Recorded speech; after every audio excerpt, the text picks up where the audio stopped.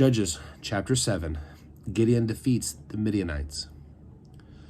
Early in the morning, Jerubbaal, that is Gideon, and all his men camped at the spring of Harod. The camp of Midian was north of them in the valley near the hill of Moreh. The Lord said to Gideon, "You have too many men. I cannot deliver Midian into their hands, or Israel would boast against me. My own strength has saved me. Now announce to the army, anyone who trembles with fear may turn back and leave Mount Gilead." So 22,000 men left, while 10,000 remained. But the Lord said to Gideon, "There are still too many men. Take them down to the water, and I will thin them out for you. If I say, 'This one shall go with you,' he shall go. But if I say, 'This one shall not go with you,' he shall not go." So Gideon took the men down to the water. There the Lord told him, "Separate those who lap the water with their tongue as a dog laps from who kneel down to drink." 300 of them drank from cupped hands, lapping like dogs. All the rest got down on their knees to drink. The Lord said to Gideon, "With the 300 men that lapped, I will save you and give the Midianites into your hands. Let all the others go home." So Gideon sent the rest of the Israelites home, but kept the 300 who took over provisions and trumpets of others. Now the camp of Midian lay below him in the valley. During the night the Lord said to Gideon, "Get up and go down against the camp, because I am going to give it into your hands. If you are afraid to attack, go down to the camp with your servant Purah, and listen to what they are saying. Afterward you will be encouraged to attack the camp." So he and Purah his servant went down to the outposts of the camp. The Midianites, the Amalekites, and all the other eastern peoples had settled in the valley thick as locusts. Their camels could no more be counted than the sand on the seashore. Gideon arrived just as a man was telling a friend his dream. "I had a dream," he was saying. "A round loaf of barley bread came tumbling into the Midianite camp. It struck the tent with such force that the tent overturned and collapsed." His friend responded, "This can be nothing other than the sword of Gideon, son of Joash, the Israelite. God has given the Midianites and the whole camp into his hands." When Gideon heard the dream and its interpretation, he bowed down and worshipped. He returned to the camp of Israel and called out, "Get up! The Lord has given the Midianite camp into your hands." Dividing the 300 men into 3 companies, he placed trumpets and empty jars in the hands of all of them, with torches inside. "Watch me," he told them. "Follow my lead. When I get to the edge of the camp, do exactly as I do. When I and all who are with me blow our trumpets, then from all around the camp blow yours and shout, 'For the Lord and for Gideon.'" Gideon and the 100 men with him reached the edge of the camp at the beginning of the middle watch, just after they changed the guard.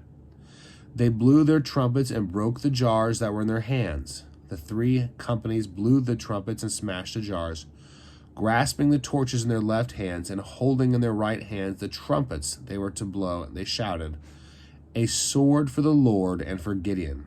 While each man held his position around the camp, all the Midianites ran, crying out as they fled. When the 300 trumpets sounded, the Lord caused the men throughout the camp to turn on one another with their swords. The army fled to Beth Shittah, north toward Zerah, as far as the border of Abel Meholah near Tabbath. Israelites from Naphtali, Asher, and all Manasseh were called out, and they pursued the Midianites. Gideon sent messengers throughout the hill country of Ephraim, saying, "Come down against the Midianites and seize the waters of the Jordan ahead of them as far as Beth-barah." So all the men of the Ephraim were called out, and they seized the waters of the Jordan as far as Beth-barah. They also captured 2 of the Midianite leaders, Oreb and Zeb. They killed Oreb at the rock of Oreb and Zeb at the winepress of Zeb. They pursued the Midianites and brought the heads of Oreb and Zeb to Gideon, who was by the Jordan. Judges chapter 8. Now the Ephraimites asked Gideon, "Why have you treated us like this? Why didn't you call us when you went to fight Midian? and they challenged him vigorously. But he answered them, "What have I accomplished compared to you? Aren't the gleanings of Ephraim's grapes better than the full grape harvest of Abiezer? God gave Oreb and Zeb, the Midianite leaders, into your hands. What was I able to do compared to you?" At this, their resentment against him subsided. Gideon and his 300 men, exhausted, yet keeping up the pursuit, came to the Jordan and crossed it. He said to the men of Succoth, "Give my troops some bread. They are worn out, and I am still pursuing Zebulun and Zalmunna, the kings of Midian." But the officials of Succoth said, "Do you already have the heads of Zabah and Zebulun in your possession? Why should we give bread to your troops?"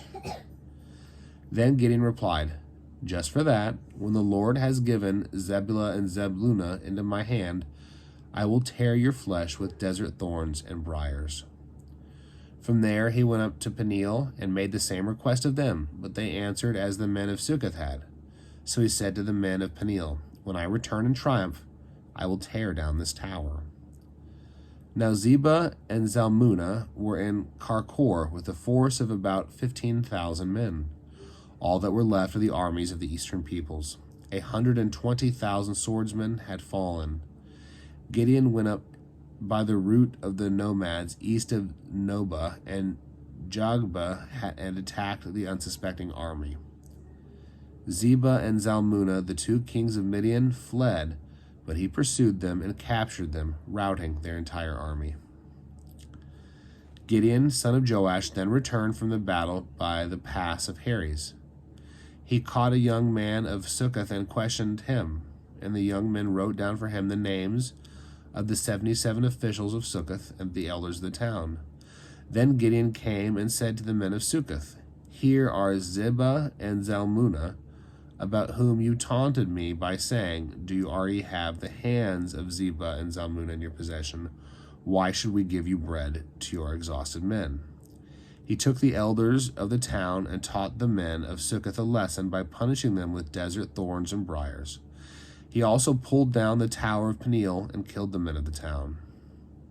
Then he asked Zebah and Zalmunna, "What kind of men did you kill at Tabor?" "Men like you," they replied, "each one with bearing of a prince." Gideon replied, "Those were my brothers, the sons of my own mother. As surely as the Lord lives, if you had spared their lives, I would not kill you." Turning to Jether, his oldest son, he said, "Kill them." But Jether did not draw his sword because he was only a boy and was afraid. Zebah and Zalmunna said, "Come do it yourself. As is the man, so is his strength." So Gideon stepped forward and killed them, and took the ornaments off their camels' necks. The Israelites said to Gideon, "Rule over us, your son and your grandson, because you have saved us from the hand of Midian." But Gideon told them, "I will not rule over you, nor will my son rule over you. The Lord will rule over you." And he said, "I do have one request, that each of you give me an earring from your share of the plunder." It was a custom of the Ishmaelites to wear gold earrings. They answered, "We'll be glad to give them." So they spread out a garment, and each of them threw a ring from his plunder into it. The weight of the gold rings he asked for came to 1,700 shekels, not counting the ornaments. The pendants and the purple garments worn by the kings of Midian, or the chains that were on their camels' necks. Gideon made the gold into an ephod, which he placed in Orpah of his town. All Israel prostituted themselves by worshiping there, and it became a snare to Gideon and his family. Thus Midian was subdued before the Israelites and did not raise its head again. During Gideon's lifetime, the land had peace for 40 years. Jerubbaal, son of Joash, went back home to live. He had 70 sons of his own, for he had many wives. His concubine, who lived in Shechem, also bore him a son, whom he named Abimelech. Gideon, son of Joash, died at a good old age and was buried in the tomb of his father Joash and Ophrah of the Abiezrites. No sooner had Gideon died than the Israelites again prostituted themselves to the Baals. They set up Baal-Berath as their god and did not remember the Lord their God, who had rescued them from the hands of their enemies on every side. They also failed to show any loyalty to the family of Jerubbaal, that is Gideon, in spite of all the good things he had done for them.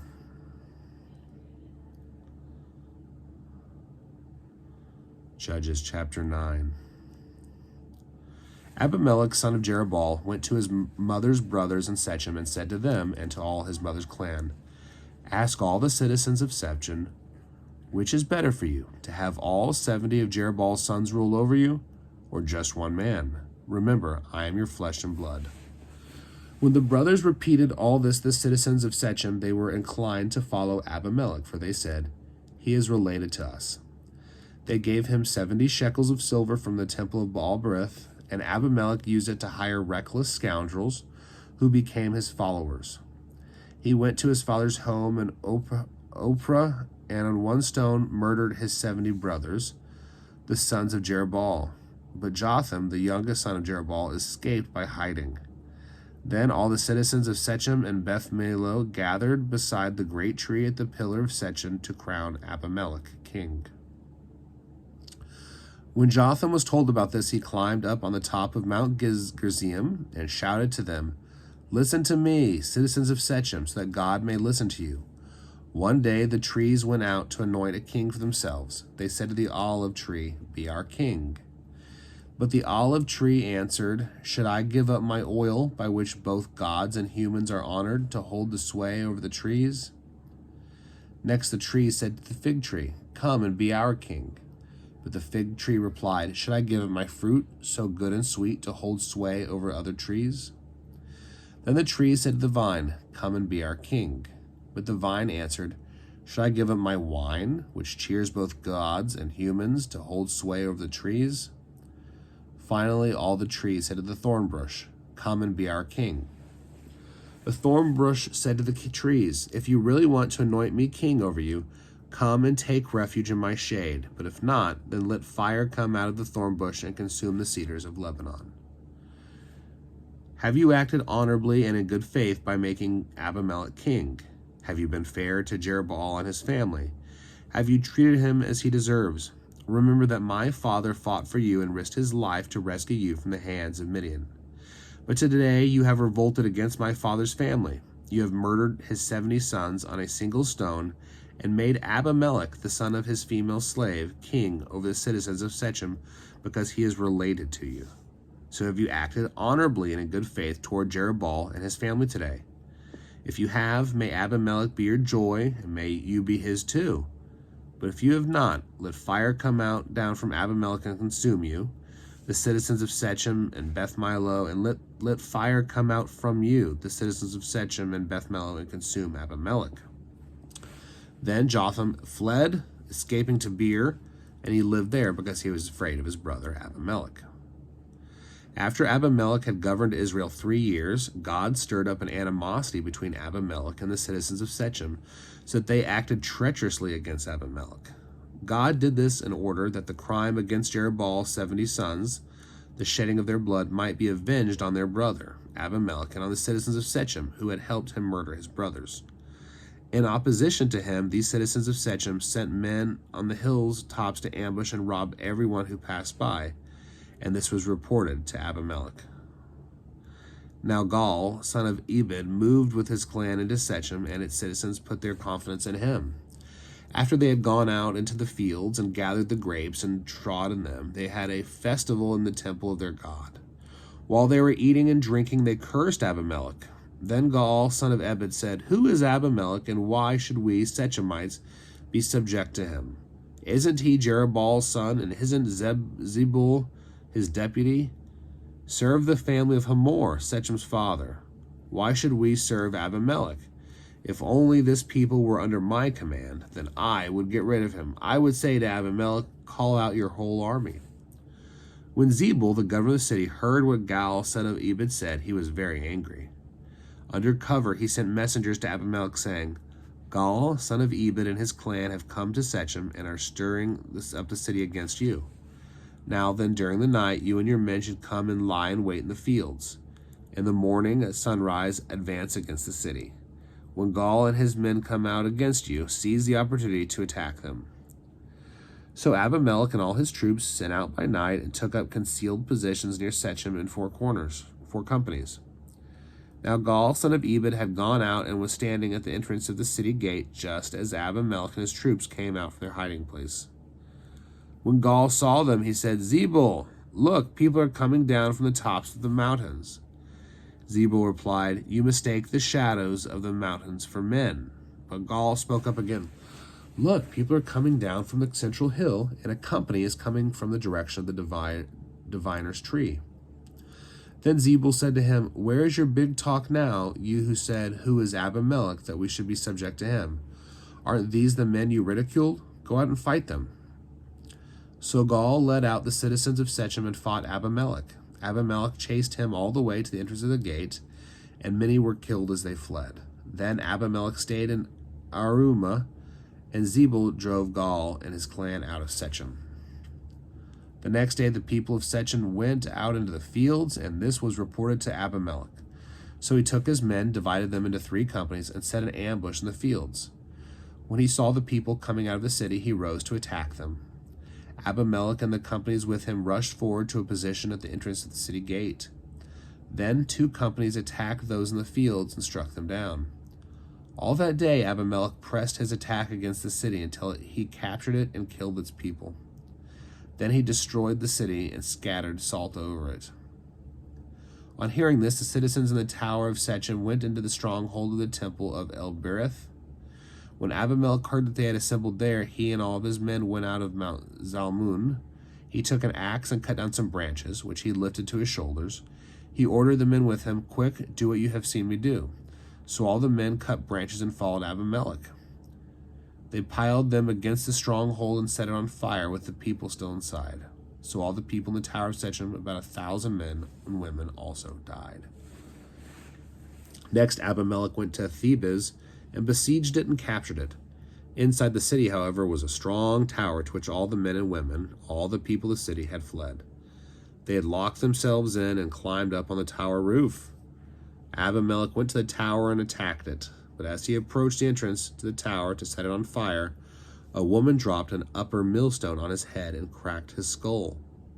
Hurriedly he called to his armor-bearer, Draw your sword and kill me, so that they cannot say a woman killed him. So a servant ran him through, and he died. When the Israelites saw that Abimelech was dead, they went home. Thus God repaid the wickedness that Abimelech had done to his father by murdering his 70 brothers. God also made the people of Shechem pay for all their wickedness. The curse of Jotham, son of Jerubbaal, came on them.